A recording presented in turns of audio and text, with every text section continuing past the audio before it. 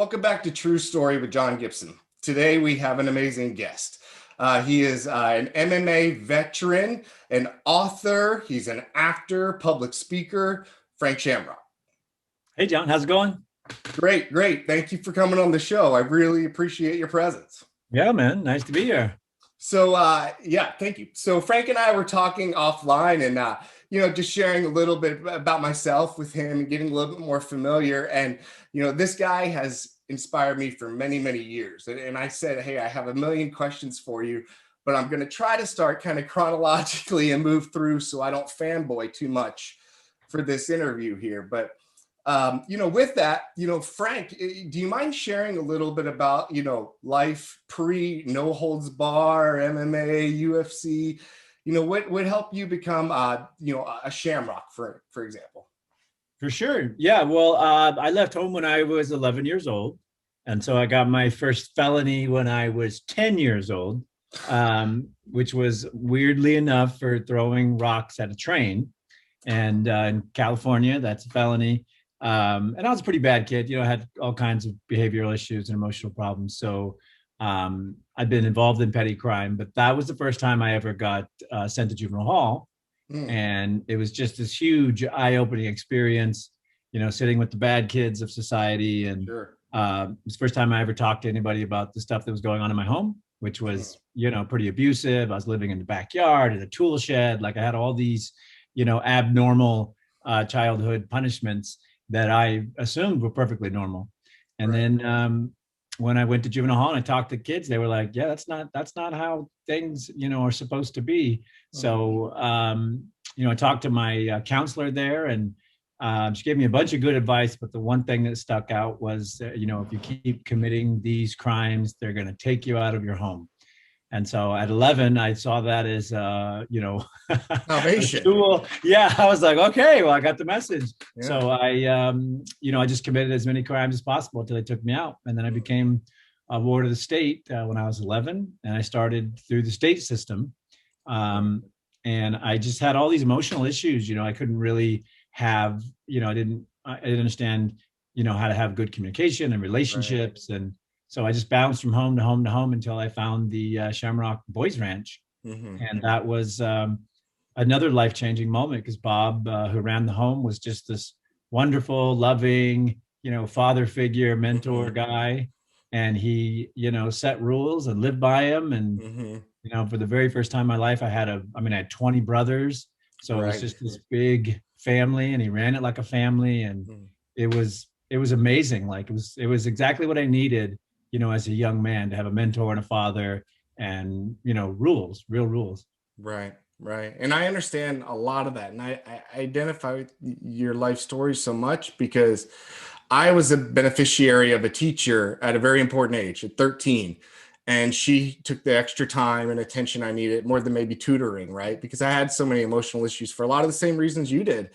And without her, without that mentorship, I wouldn't be definitely the guy I am today, but I wouldn't be anywhere. I couldn't imagine, I hate to imagine who I'd be. So I'm glad not only you found him, but it's so amazing that like he was unique in that, again, coming from a group home situation, he treated it like a family, and that's amazing. Like, that's amazing to hear because that's so unique in the institution kind of world, I guess, if that makes sense, So was it Bob that encouraged you to fight? Or, I think it was maybe a conversation he shared with you about options or something like that. Yeah. Well, so I was in this home for a couple of years, and I eventually got in trouble and taken and sent to another home and then another home.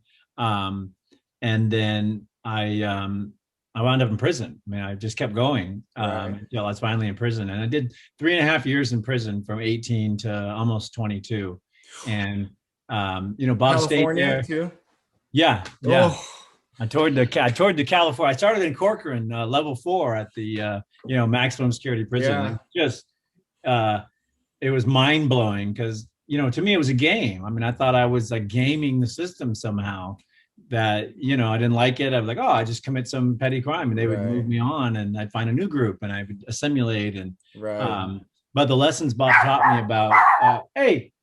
Sorry, that's my killer dog. Sure. the lessons Bob taught me about like caring for my body and building it up and, building up your mind, body, and spirit, they always stayed with me. So I always lifted weights and I kept sort of developing myself. And Bob stayed there as my mentor. Even though I went to prison, he stayed, in contact, and he'd send literature and, bodybuilding magazines and all these things about staying fit, because he really believed that sports and fitness were this valuable tool for personal development. So I did my time in prison. I really woke up there because I realized, I had a young boy and I couldn't be a father, and I never had a father. So that was like, a sort of a being a man moment, because Bob had showed me what a man was. Sure. And then, I just kept building up my body. I just kept getting stronger and stronger. And I also noticed that all the kids that were running the streets with me were in prison. And it suddenly dawned on me, like, wait a minute, this is what happens if you keep doing these things. Right. So I made the decision to change who I was, and I started really working on myself. And that, I read and I wrote and sorry, that's Mango. No worries, And then, I went to college in prison, and I just kept building my body, like making myself stronger and making my, my whole spirit stronger. And then when I got close to getting out, this new sport had started, MMA, no holds barred at the time. It was really called UFC. And my brother Ken had, gone to Japan and started wrestling. So, when I was in Folsom getting ready to parole, Bob sat me down for one of those dad talks, and he's like, all right, you've built up your body. You've made this great investment.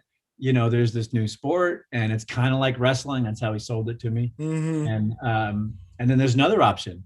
There's stripping. Your brother made a ton of money in stripping, and so I want you to commit to one of these. I was like, okay, let me think about it. I never saw myself, as a stripper, but as my mentor telling me, here's an option. Sure. And so I weighed them both, and then I was like, no, my real dream was to be a sports champion. Watching boxing when I was younger, that whole visual of somebody overcoming that, having the moment, getting the microphone, sending their message, that to me was what I really wanted to become.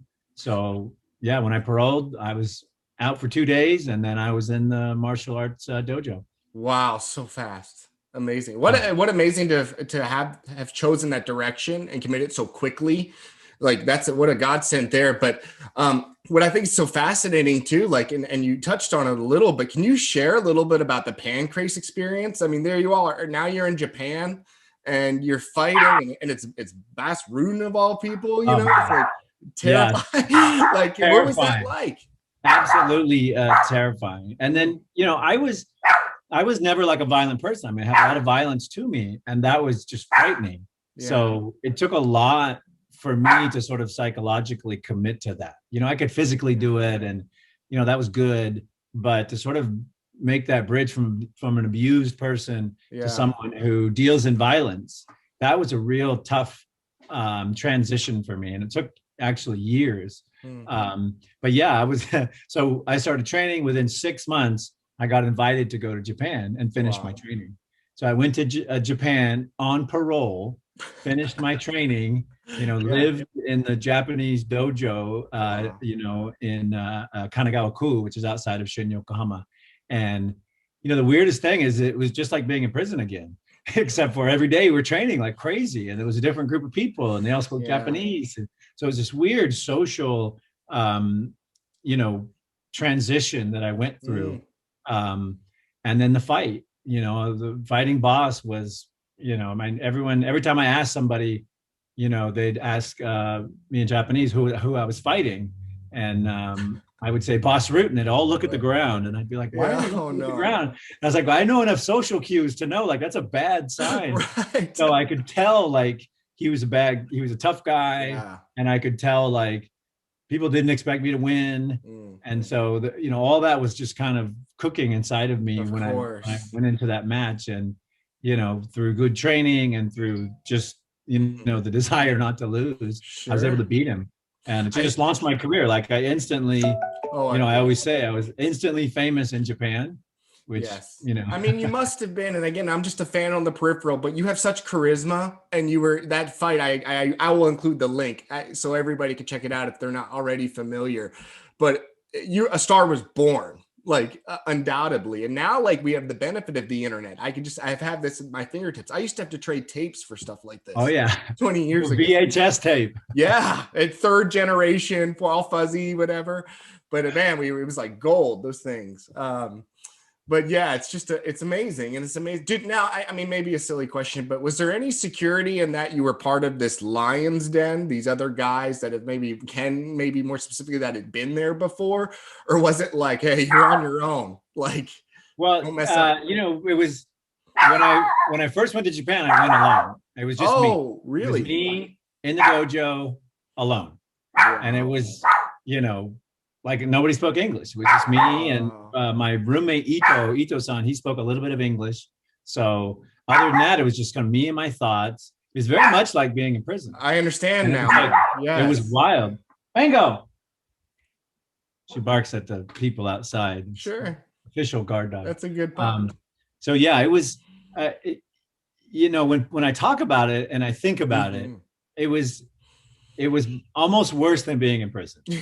Well, and I say that because in prison you can talk to people, and there's, you know, people like there's this communication, and but there it was like there was this ticking time bomb of this fight, and then nobody spoke English, so I would take a bike down to the subway and I would look for people that didn't look Japanese, and I would try to talk to them because I was so starved for like communication and human interaction. But what it did do for me, similar to my prison experience, is it really allowed me to examine, like, you know, what my commitment was and what I was doing, and sort of, you know, what my intentions were, and did I really want to do this? Well, by then it was too late. Like I'd already said yes. So I kind of had to do it.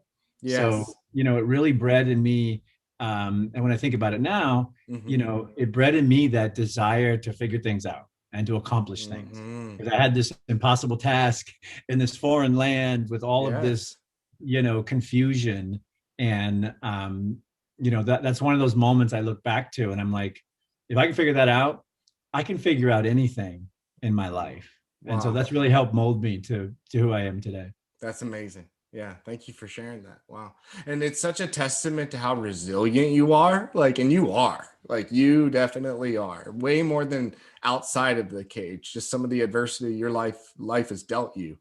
And I understand a lot of that and some of that generational stuff and you know, and those other battles you battle, I mean, we, you know, battle and stuff. So, and you've been someone who's been able to just kind of overcome and keep going. And it's amazing. So kind of, transitioning a little bit. So, you know, there's an era that is just not talked about. And I think I've heard it referred to as like the dark ages of the UFC. Dark ages. That's so like derogatory to me. That's pejorative. That is negative. That is ugly. What do you mean the dark ages? You know, it's crazy, but there was an amazing age of UFC where I understand it, you know, it was a struggle to be on pay-per-view and it was coming off and they had to kind of fight legislation from state to state for the sport to grow. But the sport did grow during that period and it did not die, you know, and there are advocates out there like you that went to networks and were preaching and wrote the book, you know, Mixed Martial Arts for Dummies, and really put a lot of time and effort into,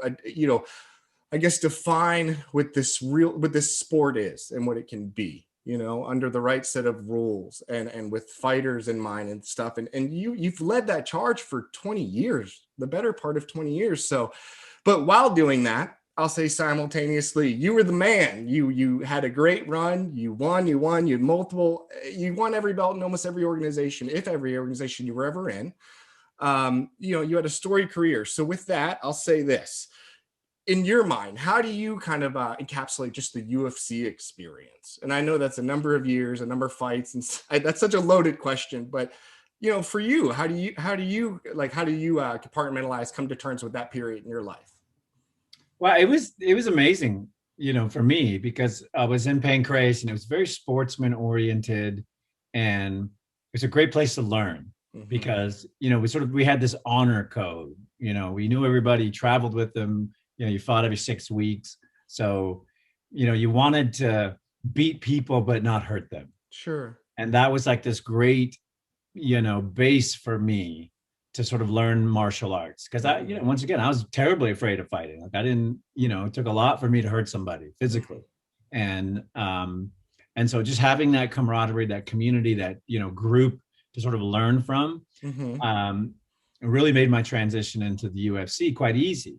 The hardest part was I was in a new, fighting in America. Like we don't care if we hurt each other. Like it's a whole different mindset. Yeah, you want to win. Like, you get hurt, hey, that's part of the thing. Sorry about that. In Japan, you hurt somebody, you feel bad and you want to help them. Here, you're like, well, sorry you got hurt. So there was another, hey, yo. Yeah, I may have to put her away. So there was just this another mental bridge to cross, and in that, like, I have to hurt people because if I don't, I'm gonna get hurt. True. And that became, this sort of psychological bridge I had to climb. But once I did, and I decided, like, hey, if I'm gonna swing this sword, and then that's my business. Then it was amazing because not only did I commit to it, but I had this sort of martial arts, idea of what combat should be. Yes. And unbeknownst to me, that was what we needed to get through, these media problems and, the initial marketing of 2 men enter, 1 man leave, right. And, the human cockfighting, moniker that got attached to us. So, I became the perfect spokesman because I really believed in the arts and what martial arts could do for you and how it could develop you.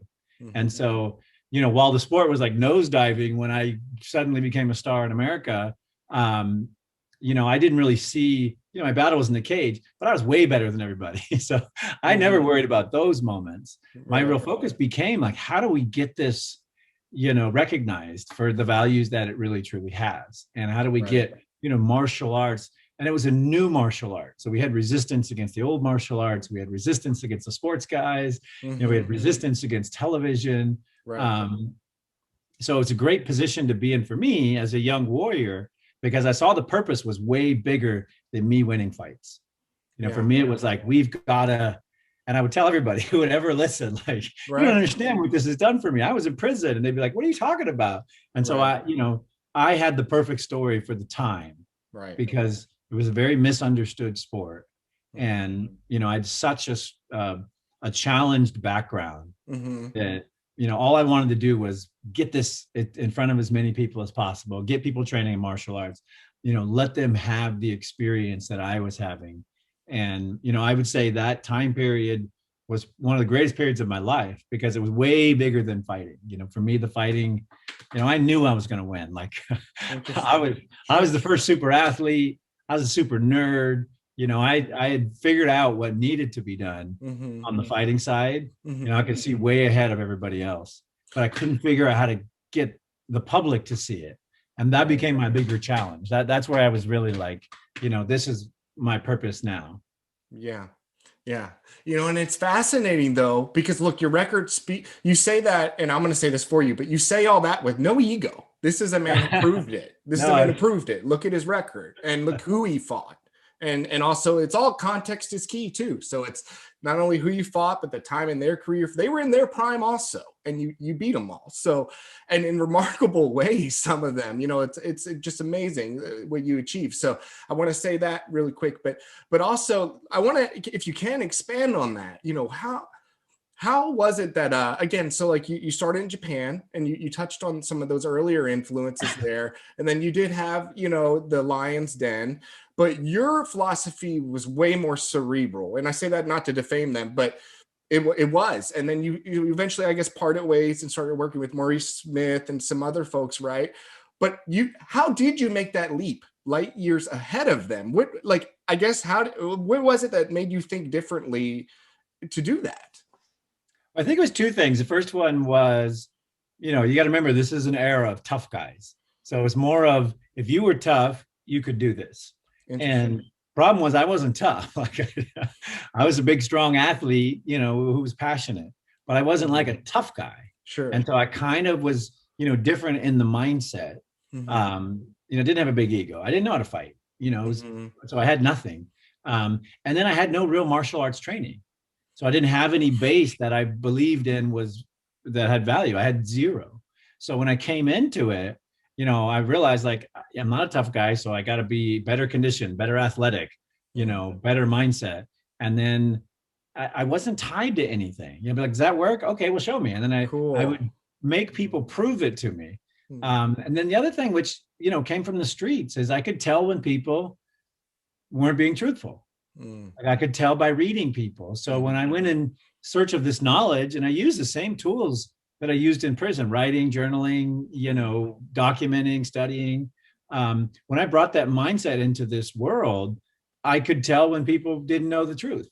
Yeah. I'd be like, well, how does this work with the biomechanics of the human body? And they'd be like, I don't know. Or they'd make something up, and I'd read them and I'd be like, that's not true. And I'd write it down. And so, you know, after a few years of writing it down, at first I was the only guy who had a notebook, because everyone else was too tough. They were too tough to carry a notebook around.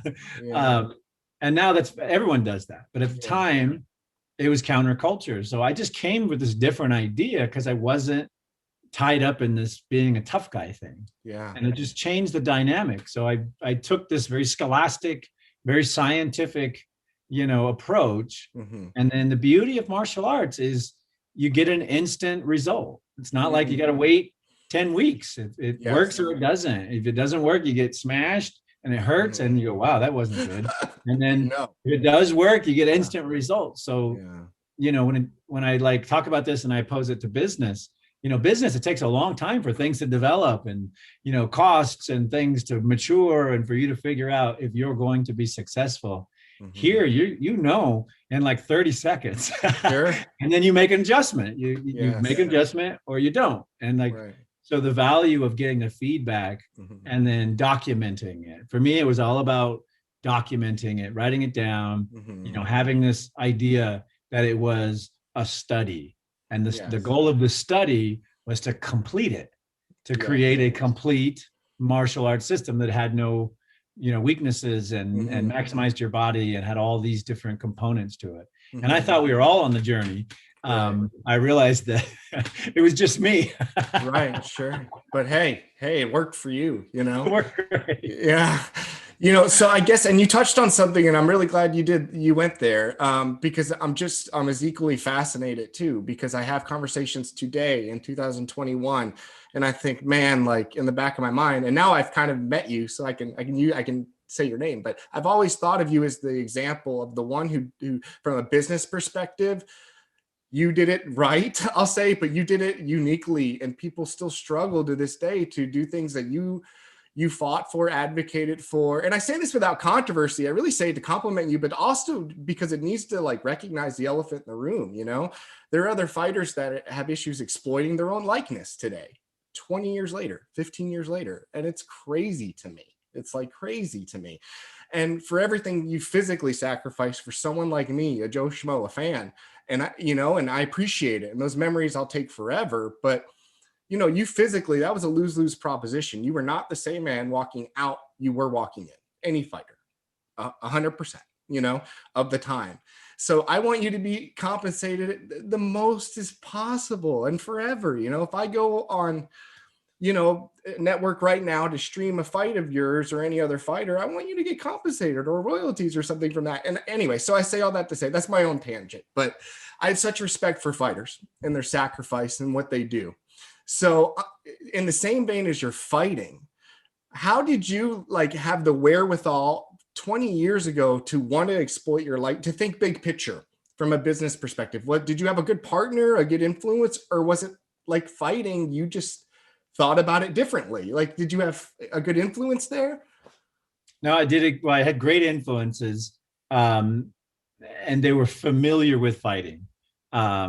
You know, what I did is always sought mentorship and always sought leadership, because I didn't know how to fight. I needed teachers. I didn't know how to train. I needed teachers. So I've always sought out the knowledge, you know, move my ego aside, sought out the knowledge. And once I got to a certain level, you know, it was just after my first UFC fight, you know, I realized like I was light years ahead of the rest of the group. And I was thinking then of the future, like, how do I monetize this? Like, if I'm going to keep winning in a dying sport, where do I go? You know, if we don't pick up, like, what am I going to do? So I sought out mentors, and one of my mentors was and is now Henry Holmes. And he's this massive entertainment attorney. He's done, you know, all these giant deals for all these combat sports athletes. Okay. And when I brought him the contract that we were all signing, you know, he's like, whoa, like, they're taking everything forever. and you're going to end up with nothing. And I'd never even thought about that because I didn't even know there was another world like entertainment or residuals or likeness ownership. So I never knew that even existed until I met Henry. Wow. And, when I told him my plan, I said, well, this is my plan. I'm going to beat everybody. I'm going to retire. I'm going to go to Hollywood. He's like, well, you're not going to do it in this contract. And he just changed my mind. So I realized that I had to approach it differently. I had to think long term. What am I going to be doing in 20 years? I thought I'd fight until I was 45. Like I was like, no. Wow. I'm like a super athlete. It just keeps going. Yes. Yeah. And he was one of the first people to say, this will end at some point. And what's the exit plan? Where do you go from there? And then what assets do you have to promote you or build you or, keep carrying on? And I was like, well, I'm going to do this. And he's like, not with this contract. So it brought me to awareness that, this new sport was really being maximized for the promoter. Sure. And that, our rights were really being, limited, absorbed. Yeah. They're just being, they're just being taken away. That contract would never exist in Hollywood or the movie world or television because it's totally unfair to the athletes. Yeah. That was in 1998 when I got Henry as a mentor. In 1999, I joined the Screen Actors Guild. Okay. And they have, it's like, I remember you were like on Baywatch or something. Like, is that Frank Shamrock? They're like, here's how it works. And I was like, whoa, that's very different than what's happening over in our industry. But those things were allowed to continue to grow because, people gained power. They didn't change it. Nobody fought, nobody stood up. And the ones that did stood up like me, they were ostracized and tossed out. So unfortunately, we still suffer from a lot of that. And the example is the George St. Pierre and Oscar De La Hoya fight. I just heard about this. What a shame. Yeah, UFC, when I retired on the retirement clause. And then after I left, they filled that clause to say, if you ever retire, your contract stays in place. And then if you ever come back, we continue on with the same contract. So they just own you until forever. It's crazy. It freezes or something. Yeah, it freezes. And then it carries on if you do come back. And then, so the sport has a long way to go in that area. And I'm hoping to see some progress, in the next years. Sure. But yeah, I was very blessed to be in a space where, I had such value that I could negotiate what I needed. Yes. And, what I tell all these athletes now, it's like, define yourself now. Like define your brand, define your career, write all that out. Right. So when you go to negotiate or when your manager goes to negotiate, he knows what the plan is. Sure. And that's where I had, luck and vision is I knew what I wanted to do. I just didn't know how to do it. Yeah. So I found the guy who was like, oh, I've done this before. Yes. Let's look at the mechanic. And through that mentorship, that changed everything for me. Yeah, that's amazing. Yeah, and then with that, you were able to have so many other opportunities open up to exploit and amazing things. And it's really fortunate, for me as a fan, on the fan's sake, I'll say, but also again, a testament to kind of your talent. You had that other second chapter with Strikeforce, and you were able to get the Gracie fight, and then just that was quick, and that was cool for you. And then I really feel like your hometown, really got behind you and the promotion as well, and Coker, right? Can you maybe talk about just your Strikeforce experience, and then also how, the Baroni and just you had some really cool memories there, Diaz, some really cool stuff.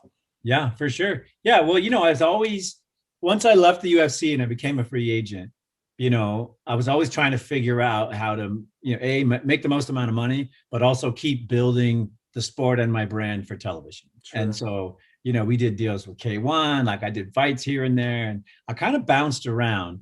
And on that journey, I met Scott Coker through Ernie Reyes and West Coast Martial Arts, where he's a black belt, and he was a promoter. So we just started this relationship, and he was good at promoting and creating things, and he understood martial arts. So I began to trust him. I began to, do deals with him. We worked with K1 in Japan. I fought in Las Vegas. And so I just kind of bounced around, and, I was always trying to create another league, like create something, because I realized, if we had our own, team, we could sort of, create the platform and help protect these guys and sort of do things a little differently. And, the UFC was the, 800-pound gorilla, and they really had control of the market share. But I felt like with the growth of the sport, there was this huge opportunity. Correct. So, we tried a few things, and then finally and we used to have coffee, once a week and talk about strategy and business and, all kinds of stuff. And one day he sits down and he's like, well, I want to get into MMA. And I was like, well, I said, I gave him my, this is a hard sport, there's this, there's that, there's all these things. And he's like, no, I think it's perfect. And so we just kept this conversation going. And then, what led me to really trust him was through our business experiences together. He could see the value that I had, and then he could see that I had a plan in place to exercise it. Like, it wasn't just willy-nilly, I'll fight this guy, I'll fight that guy, I'll fight that guy because I need money. Mine was always like, this is a great story. If we present this properly, I know how to market it. I know this guy's character. Like, this will be a great, story that we can sell. And for me, at that time, like, I really started understanding the value of the story. Yes. And so, we put Strikeforce together. He helped me buy my first house. Wow. And I became a league owner, and the spokesman, the branding guy, all things. But those were my talents that I developed from all these different areas. And he was the promoter, so it worked out perfectly. And where we were very successful is San Jose is a huge martial arts town. There's thousands and thousands of martial artists, and they really love it. So we had this hometown, support that was extraordinary.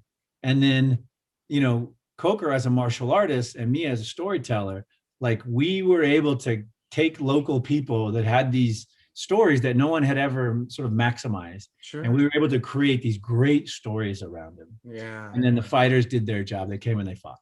And so it was just magic, because it was, in the other promotions, promoter calls you, hey, I want you to fight so-and-so. There's not a why. There's not a, it's like, he's one, you're two, I want you to fight him. Right. And that's the negotiation. You're like, oh, okay. Sure. And that's like, I want to fight.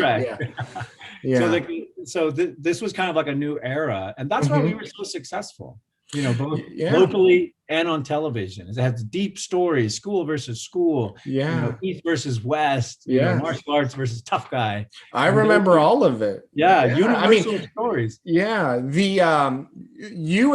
as you say that, I remember vividly the Showtime, I believe, like, vignettes and stuff, but the things for you and Baroni and you and Kung Lee, those fights, I watch those every week, the little minis, releases, the pre-camps, and you doing like stability ball training, and then Baroni kind of meathead punching a bag. And like, man, I was on the edge of my seat.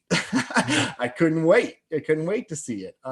So as you say that, I have vivid memories of that time and the presentation. Absolutely. And it was great storytelling for sure. Yeah, absolutely. So with that, you continued to be, successful, obviously, and you had some amazing fights. I mean, I'll never forget. And that's another thing. Maybe we'll just transition to that too. I'd love to pick your mind a little too about, like, you were not impervious to sports injuries. You didn't come out of this thing like completely lily white, right? So I think you've talked a little bit about some lower spine issues, and obviously Kung Lee, your arm, that was a devastating injury. But what other sort of things have you had to deal with as repercussion of your career here? Sure. Well, broke the arm and had it plated, and then I took the plate out. So now it's like it never happened. Okay. I broke my leg in a fight. I had a slap tear in my shoulder, and so I had that repaired. And all that happened in the, past 34. So interesting. Okay. In the early start of my career, I was like a Superman. You're bulletproof. I get weird tears and stuff, and they would just heal. And it just wasn't ever a problem that stopped me from performing. And that's one of the reasons why I retired is, there came a point where, I wanted to perform at the highest level because that was my passion. That was my purpose. And, I'd go to floor the engine and the components wouldn't work out that well. And so I had to make this decision. Like, do I want to perform less than I am? if I can't perform at my highest. Sure. And it just went against what I believed in. You know, I believed that, you know, that was my role. Like that's who I was. That's what I was supposed to do. I was supposed to be the best, perform at the best, and do all those things. And you know, what really brought it into focus was the last. So my last 4 fights, I went to the hospital, whether I won or lost. And so I'd be sitting there and I'd be like, wait a minute, this doesn't make a lot of sense. Right. And that's when I realized like I gotta start looking for my exit. Like that exit I've always planned. Yes. Like it's coming at 37, not 45, because the machine just started falling apart. And on the back thing, so the weird thing is I still have the back issue, but I've actually had it since I was a kid. Oh, okay. Yeah. That's crazy how you did a video on the x-ray, the way it's got so low. Yeah. I've seen thousands of chiropractors, doctors, spine doctors, and they've all said the same thing. Well, there's no way you can do contact sports with your back like this. Right. And they were telling me that when I was 16. Wow. And I was like, yeah, I'm not that worried about it. And it always plagued me. It was always an issue, but it just never stopped me. Yeah. You know, I'd have pain. I'd fall over sometimes. I'd lock up. But I believe it. I would seek out, you know, people and chiropractors and therapists, and we would fix it. And it never really stopped me performing. It was just like a hindrance. And then the weird thing now, and this I find fascinating. I wake up every morning. My back is the same as it was when I was 16. And I have no other injuries or ill effects or anything on my body. It's like it never happened. It's wonderful. It's wonderful. Yeah. I mean, that's wonderful. I hope that for as many fighters. And I think that 2 things I think worth mentioning too there, it had to be so difficult to walk away, even though you made that decision, because you had opportunities on the table for years. You had everybody teased the Shamrock versus Shamrock fight.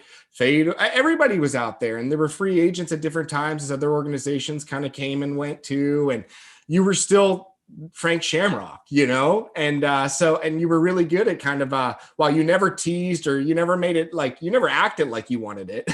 we still wanted to see it. So that had to be hard. So I just thought maybe we'd acknowledge that. But 2, I'm so glad to hear, that physically years later, you know, because you had the wherewithal to say, hey, instead of being the tough guy and keep going for the whatever reasons, right? You said, I'm going to think big picture, step away. Again, that had to be so hard and very unique. Most fighters can't do that. So again, a testament to FrankShamrock just being himself and a different kind of guy. Do you attribute some of like, you know, the reason you feel so good today, your well-being, to like your CBD or things, or do you have a special diet you adhere to? I mean, what are you doing to take care of yourself? I mean, I live a very comfortable life. I think that helps. I don't do any more, you know, impact stuff. I eat pretty green. Okay. I do take CBD for sleeping, for general pains. And, you know, I was very lucky that my mom was kind of like this kind of hippie woman. And she was very much into eat good, sleep good, you know, live a good, healthy life. So that's what I employ in my life. And I don't do anything that makes me unhealthy. I don't drink soda. I don't smoke. I don't drink. Like I don't do anything that, you know, weighs on my machine. I never get sick. I never get the cold. I never get the flu. Like that stuff never happens to me. But I don't pollute my machine. Like I run my machine much like I did, you know, when I was a super athlete. Yeah. And I think that's what's carrying me through. And I work out, you know, I still go to the gym. I still do boxing. I hike, you know, 3, 4, 5 days a week. Wow, great. Get a lot of time in nature. And I think those things, you know, keep me very healthy and very fresh of mind. Yeah, restorative things. That's great. And you keep moving. That's awesome. Yeah. All right, yeah. And I know we're kind of coming on time, but I do want to kind of touch on one thing too. And I feel like I think the real reason like you continue to inspire me like years later, and I was so excited about having you too, is that, and again, as I reread your book, a lot of these things are fresh in my mind. But like you're a good father. You're a great father. And even as I follow you on social media, I see more posts in real time and stuff. And you know, coming from the backgrounds we came from, not a lot of, I'm just gonna say us grow up and we're scared, I think, or they're afraid, they don't think they have it in them, or maybe they don't have it in them, and they just habituate cycles of abuse or whatever. And you and I really embrace the daddy role. And again, I think that's why I have been inspired by you in my adult years too. And I have a daughter and a son, but so as I see how you speak about her and things, it's made you extra special to me too, so how'd that happen, man? Was it Bob Shamrock's early influence, or was it your own sort of, what was it in you, because that's unique and it's super special. And I think it's important. Well, for me, it was not having a father. So when, I grew up, I didn't know, I never saw my dad. I never knew what happened. He just disappeared. No one ever talked about him. And, I didn't realize that a lot of the reasons I was getting in trouble was there was no one to guide me. Sure. And my stepdad, he just worked all the time. And then when he came home, he didn't want to, deal with children and stuff. So, not having that leadership and that mentorship in life, someone to guide you to become a man, I didn't realize I was missing until I met Bob. And he's like, nope, this is how things are. And I was like, oh, wow, this is amazing. But it's what men need. Young men need someone to guide them. And that's why and same with women, girls. That's why the father role, A, is so important. And then B, I paid so much attention to it. When my son was little, I wasn't the greatest father because I wasn't there. I was training all the time. I was traveling the world. I was struggling to build, a career. Right. And so, 20 years later, when my daughter was born, I had means and I was looking to exit fighting. And I was like, what if I just spent all my time with her? Like, what if I, achieved what I wanted to, what I missed out on, both with myself, with my son? What if I took all those things that Bob taught me and I gave them to my little girl? Yeah. And, first it was just this kind of wild idea, like, oh, that's what I'm going to do. And, all the dads work. Like everyone thought I was crazy. I turned down, $1 million jobs. I was like, no, I can't run your company. I'm sorry. I'm doing this daughter thing. Yeah. But the healing that I got from it and the human experience that it's provided me for the past 13 years has been mind blowing. Yeah. It's just such love. And there's such, I can tell that she listens to everything I say. And, I never realized until this second time around, how powerful a parent is in a child's life. Sure. Through everything, through the words they say, through the actions they show, through how they talk, how they present themselves. My daughter never knew who I was as a champion. She just knew me as dad. Right. And so we'd meet thousands of people. And I would always include her in the picture. And when she was 3 years old, she was shaking fans' hands. Oh, hey, nice to meet you. And so she's developed this personality where she's like, she'll go up to a total stranger. Hey, I'm Nicolette. How are you? And just spark up a conversation because it was so normal for her. Yeah. And then when she was about, 9 or 10, she found out that they weren't just dad stories. They were all real stories. And so she's like, really, Dad? All that happened? Like, yeah. She's, I thought you were just telling me stories. I said, no. I'm kind of a big deal. Yeah. Well, she actually has a plaque on her desk that says, I'm kind of a big deal. There you go. So she's taking it to heart. But I love it. The reason I told her stories for her age group that I knew would help her in her guidance. Right. So I would tell her, I lived in Japan, and I would craft the story, for her specific age group. So it would make her mind go, oh, I want to live somewhere someday. And I want to go on a journey. And, and so often we tell stories without thinking, and our kids get the message and they go, oh, I can't do that. Or, oh, that happened to Dad. Or, oh, and so we unknowingly through parenting, sometimes programming our children to believe in things that we believe in that maybe don't have value anymore. Yeah. And it's really hard to capture that message when you're so busy with life and when you're struggling with your bills and when you have all these other social challenges. Sure. So that's why parenting is so important. That limited time that we have, it's just like storytelling. We have to craft that because A, we're growing good children, but B, all those things that hold us back and make us feel good and lack of confidence and can I do it and can I do that, we pass those on unless we don't. Right. And if we change that story to our children, that story changes with us. Right. So we stop feeling that way. And that's what I realized with this, with my daughter, Nicolette, like, I don't feel that way anymore because she's out there going, hey, how you doing? I'm Nicolette, and greeting people. And I go, well, that's what I should be doing. So on those days where I feel like, oh, I don't want to see anybody, I don't want to do this, or she's out doing it because of what I've taught her. Right. And it reminds me, like, what's wrong with me? Hold on. Yes. I need to get out there and do my stuff. Yeah. So, you know, there's parenting. There's reciprocity there, how we can learn from them, you know? Yeah. So it's so much more than, you know, oh, I got to tell them what to do and I got to teach them this and I got to teach them that. No, you're learning and growing, you know, through that experience. And they, like, my daughter's taught me more in the past 13 years than I learned in all my years. Sure. Because just seeing her develop and interact with the world and taking the moment to say, this is the lesson that I need to teach right now. Not how I feel, not this, not that, not that. What's most important for her in this moment. And then seeing the result of that is just, as a man, I didn't realize how powerful it is to have a little girl.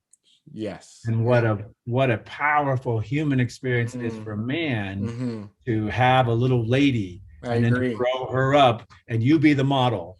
So like that, you know, we often forget as men because we have a bunch of kids, a bunch of stuff. We're always busy, but you know, your little girl is never gonna see anything else but her dad and love him and like how wonderful he is. And you know, all the things that you teach as a man to her are the things that she's going to look for in a man. That's the model. That is so powerful for a man to like let that sink in and then to start taking action on it. Because you know, that's our purpose, right? As parents. I agree. Yeah, I love it. I love being a dad. No, I'm with you, man. And I'm with every word you said. It's awesome. I love it. So I know we're coming up on time, but maybe just one more last thing, you know, just do you have any, you know, and it may sound cliche, but do you have any just general words of advice, words of wisdom, things you like to leave people with or say, you know, to have people think about? Sure. Well, I think the biggest things, and I learned these when I was young, thankfully, is your body truly is a machine. And if you think about it, it's not a temple, because I know what people do with their bodies. It's not a temple. It's literally a machine. And if you think about it like that, then you think about, well, would I go pour, you know, crappy gasoline in my car? You know, would I do this? Would I do that? If you think about your body as a machine, it's got to last you for a long, long time. Most of the diseases that happen in the United States are caused by us, just because we're not caring for our machine. And this machine has got to go on. So good food, good rest. Like if you think it's a simple mind shift. My body's a machine. How do I want to live? And how do I want to feel? And then the other one is, you know, your mind is really the temple. Because your mind controls the machine. Your mind controls the unit. Like your mind is what is running everything. And, you know, for people that's hard to grasp that idea. You have to remember everything you put in your brain is how you feel. So if you watch, you know, weird shows all the time, you think that way because that's what's coming in. So you can program your mind, your tempo any way you want with whatever resources, information you put in it. And as long as you're putting stuff into it and growing it and keeping it active, it will continue to grow. And that's what makes your spirit grow. So it's like, you know, I tell people all the time, you know, they're like, oh, I don't like my job. I don't like this. And I was like, well, what are you doing with your mind? Like, what are you filling it with? Because if you're filling it with the things you want and the things that empower you and make you strong, you know, make you passionate, then that job is just a stepping stone. Because you're going to be like, well, this is what I really want to do. And you're just going to move on. You're not going to belabor it. But we're so often caught in these cycles of, this and that and this. And that's what we're programming ourselves to think. So then that's how we think and that's how we feel. And then that's how we speak to our children. Oh, and then your kids go, oh, well, that's how I should feel. So two simplest things. This is the tempo. This is the machine. If you care for them both, your spirit will absolutely explode. I love it. Inspirational. Thank you. Thank you again, Frank. This was great. Yeah, man. Hey, do you have a few more minutes? Because I want to tell you about my next film project. Please. Yeah. Please. Yeah. So I just took an executive producer role in a film called The Bear. And it's an animated series about a young girl who has a blue bear that follows her around. Okay. And the bear gets in the way, and the bear knocks over things, and the bear is a huge problem, and the bear is always causing issues. And as the series goes on, we find out that the bear is actually her anxiety and depression. Ah, cool concept. Right? And then she has a best friend, and her best friend is the perky, blonde, perfect, beautiful little girl. And she seems to have the perfect life. But as they get to meet each other and talk about it, they realize she's got a giant bunny that follows her around, gets in the way, knocks over everything. Causes all these problems, causes all these social things. And through their relationship, and they both think they're alone with their giant animal. Right, of course, right. And so through their relationship, they, become friends. They start talking about it, and they realize they both have this animal that follows them around and causes all these issues. And as they begin to talk about it, they realize they can tame this animal. This animal has value. This animal is actually important to them. And I'm super excited about the series because we've done all kinds of mental health initiatives and project digital content and stuff, but never focused towards a very youthful age group. And so important. And coming out of this pandemic, I saw it with my daughter, missing human interaction, missing friends, missing all those social things that help them develop and understand who they are. And I think many children right now have a big blue bear that's following them. Absolutely. And to give them the language to explain that is so important, or to process it, to understand those feelings of isolation, anxiety, these things that as a kid, look, they're not immune because they're kids. We were once kids. We all felt it. We forget, so that's, wow, what an awesome project. So this is an animated series, a feature? It's an animated film right now. We're doing a short film, but I'd like to turn it into a series and have different characters with different animals. Because I'm watching a 13-year-old experience. Dad, I'm so lonely, and Dad, and I just realized like how disconnected she is. And I'm at home all the time. Like I spend all this time with her. I'm one of the very, very, lucky ones. But I can only imagine, the millions of other kids that are isolated, that don't have social, they're just completely alone with their bear. And so the goal is to create a series of it, have different people and different experiences, and kind of open up this conversation for the younger group. So, they can recognize, this is why I feel this way. And this is what I do about it. I reach out, I talk to somebody, I share my feelings, instead of, taking adverse reactions like drugs or, like all the things that are happening to that. Just trying to feel better because they can't process.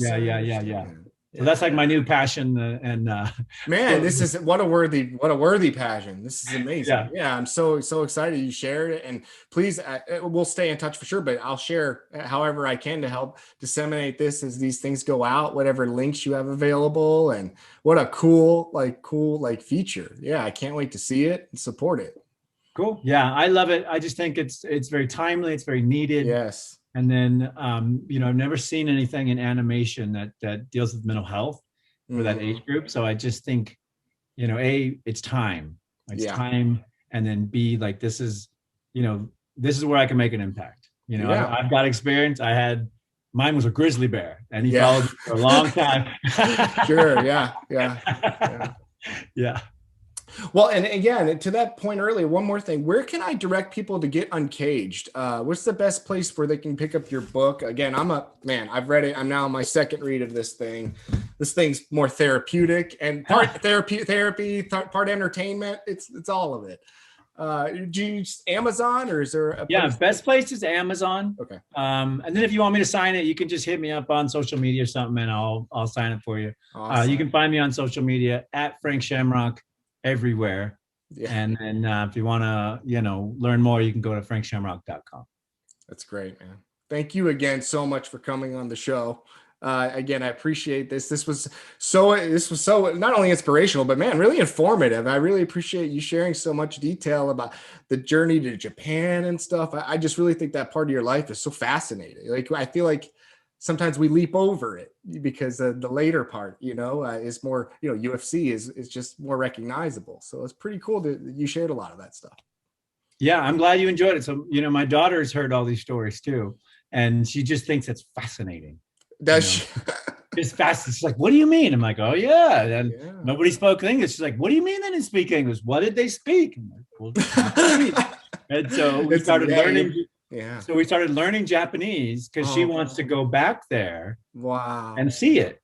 Wow. And she's like, but Dad, I don't want to be able to I want to be able to talk to them. Yeah, no, she learned from your mistake, right? Like, well, we got to learn Japanese then. She's like, okay. That is so cool. What a gamer. Like, she's cool and very intelligent. Like, wow, that'll be a great daddy-daughter trip. I can't wait to see it on social media. As soon as the world opens up, we're doing the Japan trip. Yeah, it'll be a great one. Thank you again, Frank. This was wonderful. This is True Story with John Gibson and today's guest, Frank Shamrock.